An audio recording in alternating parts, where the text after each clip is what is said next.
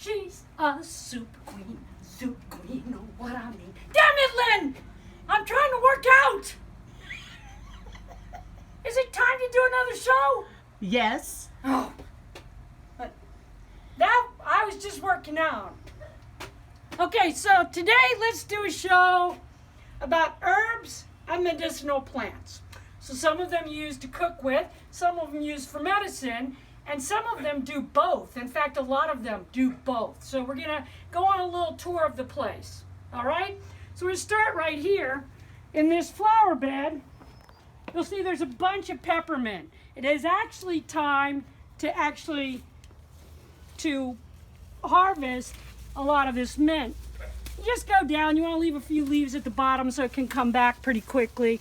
You just want to get the taller ones because you're going to dry them and make tea with them. Mint is good for a lot of different things. It's what? You're cutting, right?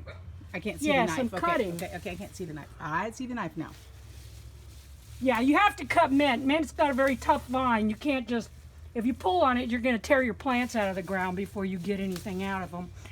So, but the nice thing about mint is mint tastes good. It can be used in teas. It's good. If you don't use too much of it, it's good for your stomach. If you use too much of it, it's the opposite of that. It's good for when you have colds. It's good for colds. It's good for sinus congestion and all that. So you can see that's a lot of tea right there. We use it for mosquitoes too. We use it for mosquitoes. A lot of times when we're on the porch, I'll just come here and pick some, wad it into a ball and throw it on the porch with us. Or if we're out in the patio, I do the same thing. So let's go to the garden.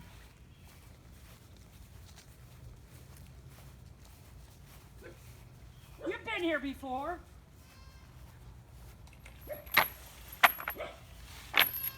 Now, a lot of people don't know this. Marigolds you can actually eat. Marigolds are good for keeping bugs off of plants, but they can also help you to digest food. So, marigolds. I don't use them much because they taste, I don't like the taste. My dad used to eat them all the time. This is comfrey. Now, comfrey is a medicinal herb. It's also called knitweed. It's for healing. It's especially good for ulcers and stomach issues, broken bones. It helps mend broken bones and stuff like that. But it's also good in salad if you just take a few leaves because it's kind of rough, but it actually tastes good. We've eaten quite a bit of it this year. This is echinacea. Echinacea is like a plant antibiotic. So you can use it where you would use an antibiotic. So we grow a lot of echinacea. I usually harvest the flower heads for that, but I sometimes harvest part of the plant too. Of course, garlic is good for everything. Garlic is especially good to eat. We will probably harvest that in a few weeks and I will show you. What I'm waiting for is I'm waiting for the vines to die and turn brown. When the vines turn brown is the right time, and we'll talk about that more when we actually do this. This is fennel. Now I like to just take fennel and eat it. Okay? And fennel is yet again one of those plants that is both good to eat, and of course you can eat the root too, but I hardly ever do because I don't want to ruin my plants. The fennel is not only tastes good, you can use it in salads, you can use it in soups, you can use it in all kinds of stuff, but it's also good for like your blood, for cleaning your blood and your liver and stuff. Rosemary, just for eating. Usually you get a rosemary plant growing, and one rosemary plant will give you more rosemary than you could ever use because a little bit of rosemary goes a long way. This is horehound. Horehound is used for coughs, chest congestion, nasal sinus problems. Horehound, just make it into a tea. Okay. Isn't that what you also use in that honey concoction you do? Yes, I make a cough medicine out of it with honey and cayenne peppers and all kinds of other shit. Echinacea. Ooh, we got asparagus. That is not an herb. Okay. But I'm going to get it anyway because I'm here. Okay. I often just graze, kind of like a freaking goat. I go out in the garden and just graze. This is celery, or often called cutting celery. We can't grow real celery here, but this stuff we can grow all day long. We had an even bigger patch, But we put old Doodle, the rooster, we had him in here, and I forgot to cover it. And he dug up a bunch of the roots and ate it. But we can use that. And celeriac is good for all the same things that celery is good for. It's good for sodium. It's good for settling your stomach and your nerves and all that crap. So it's good stuff. Okay, so turn it off and we'll go. Okay, so this plant here, I actually planted this here. It's a weed that grows in bar ditches and along the side of the roads. It's called sumac, not to be confused with poisonous sumac. When it gets done, it will have a great big head on it. It's really pretty in the fall because it turns bright red, the leaves do.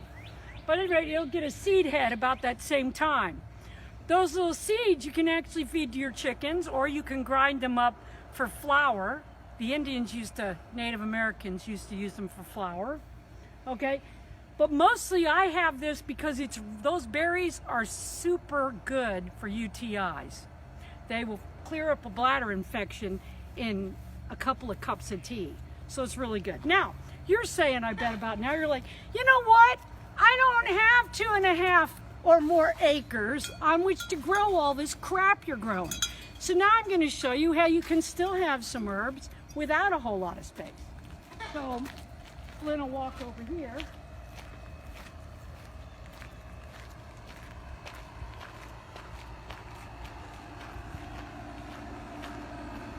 This is at the ill-begotten bed and breakfast. And this is a planter that my son, the genius, actually made. He didn't use it for herbs, but I do. So I planted herbs so like you can literally, like if we have guests, they can literally walk out the door. Kitchen is right there. They can walk out of the kitchen, come out here and get fresh herbs. We've got rosemary, we've got 2 kinds of mint, we've got spearmint and peppermint, and we've got thyme growing right here in this thing. It's probably more of all of those things than you could ever use. So small space, out of the way. It's literally part of the railing for this porch. So you turn it off again.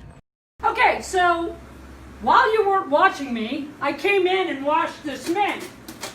Okay, so again, people want to make a big deal out of everything. Oh, I need a dehydrator if I'm going to dry herbs. No, you don't. Herbs are easy to dry. Okay, so you don't want a much bigger bundle than that because then the stems might mold at the top. I keep, right here by the sink, I keep a bunch of strings that I've made for this purpose. Or at least I thought I did. There's one, yeah. Okay. So what I do is I take a string. Well, I did have several. Okay, see how it's got loops at both ends? Here's what I do. This is how hard it is. Okay. Oh, it's so difficult. Everything's so hard. No, it's not. Okay, so I take that. I put that loop through that loop. I put that in through that loop. I pull it up tight. Okay, now it's hanging, right? I bring it right over here, and I hang it here above the bar. Okay, now we have a fan in this room, so that kind of helps with the drying process, but you don't have to. I also have a drying room that I use specifically for drying things, but I don't mess with using it for little bitty things. Now this, see it got left here, this was from some freaking comfrey that I dried a while back, and I wound up using it on my mom when she got sick. And so now I'm going to use it again for the catnip. Again, it's so simple. You just put it on there.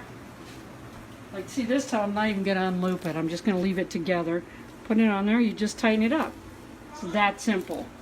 Okay? And again, you don't want to put much more than that together because it might mildew if you do that. And I'm just going to hang it on these hooks that I put here for cups. Then normally that's where we store our cups. So, and now it'll just sit there, and I'll leave it. Sometimes I'll leave it like these have probably been here for a while. So, and when they dry, I'll show you how you make tea out of them. So it's easy. Okay? Thank you very much. Okay, so this is right outside our kitchen door. We have what I like to call a kitchen garden. And it's full of herbs and edibles. So that you can literally say, oh, I gotta go outside. I don't want to go all the way to the garden. I don't want to, and I could just walk out and basically harvest all this stuff that's out here. if Lynn will turn real quick, we'll look more at it later, but if he'll turn real quick and show them the muscadine vines. That is muscadines that we used to make wine with and eat them. We built that a long time ago. We'll talk about that more later. I just wanted to real quick show you. Okay, so we have all kinds of stuff. I have brand new basil, which I just planted, which is popping up here. You have to plant it every year. It won't come back. We have a bunch of oregano. Now, oregano is fantastic stuff. Not only does it taste yummy, and it's for making spaghetti sauce and pizzas. I told you there's 4 inches of rain there, that one says. Yes, we talk about the weather a lot. That's what farmers do. Don't judge me. Anyway, this oregano patch, we use it all the time, not just for food, but we also use it when you get sick. You can make a tea with it. It's really good for any kind of sinusitis or bronchitis or any of that kind of crap. It's really good for that. I also feed it to my chickens instead of giving them antibiotics. I only give them antibiotics when they're croaking. In fact, I like to call what I do organic fusion. Well, what does organic fusion mean to me? Organic fusion is I'm completely organic until it looks like everything I've tried is not going to work and I'm going to lose an animal or a crop. And then I bring out the big guns. Well, some people have said that's Hippocratic. You know, Hypocritical. what did I say? Hippocratic. That's an oath that a doctor made. I know the difference. I ain't no dummy. Any rate, it's hypocritical. Well, here's the thing. When I decide to use a chemical to save something, I know exactly what that chemical is. I know what its half-life is. I know everything about it and how deadly it is on my place. So I try to get one that's not and use it.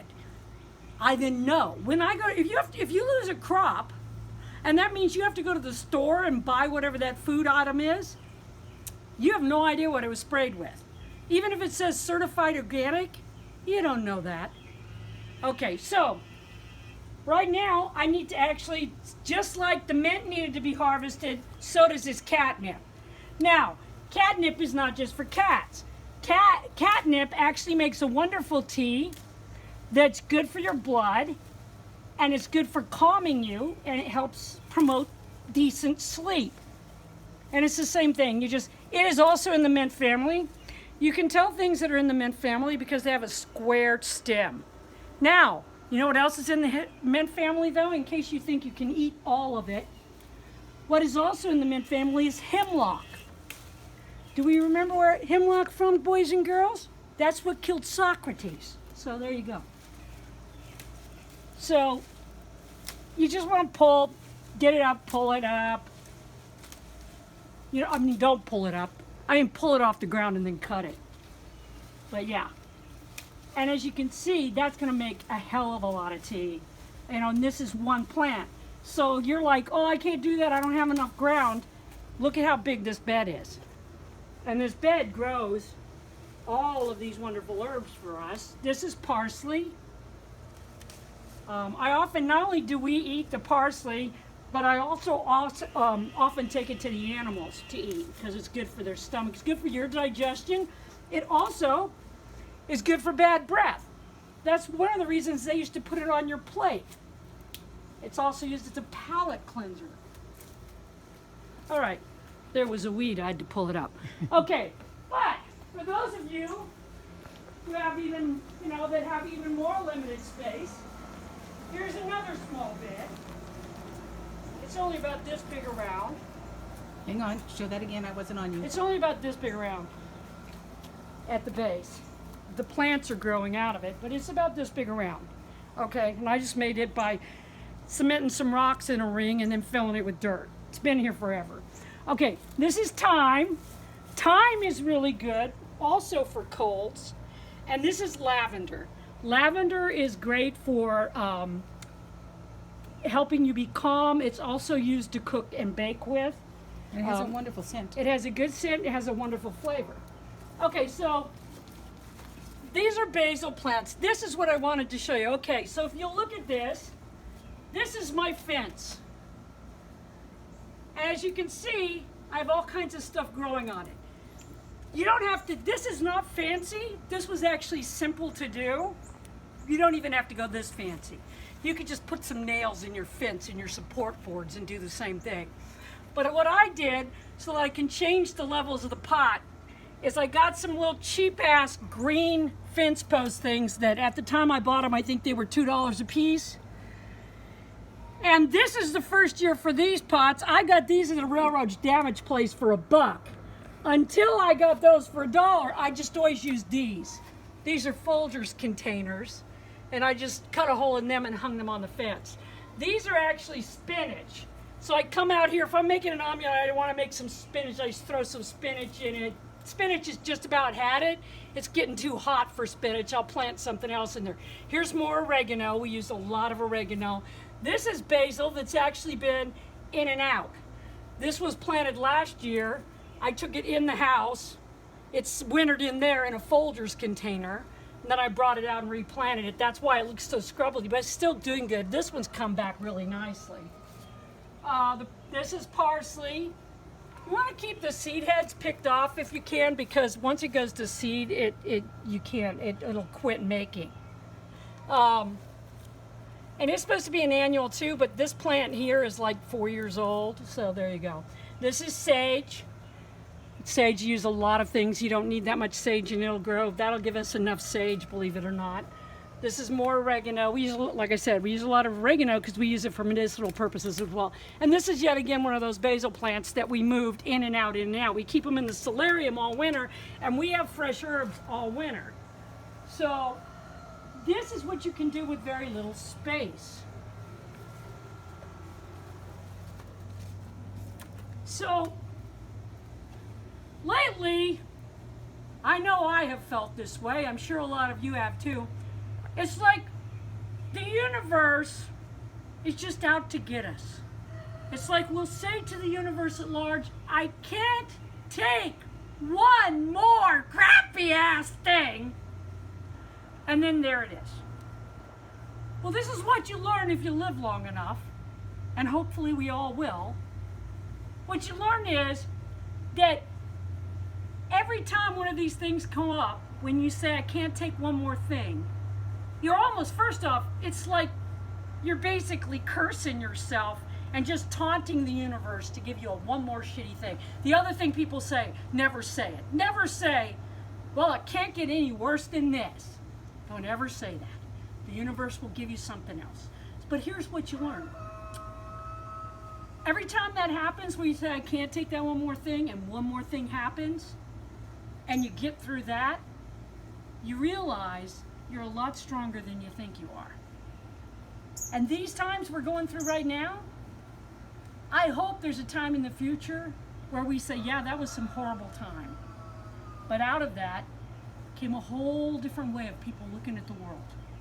And one of those things that I would like all of you to take away is I don't need to spend money to be happy. I don't need to have fancy ass things to be happy. I can be content with the things that I can make with my own hands with what I can afford to do. And that is all for how I spent the apocalypse. Good eating and all that shit.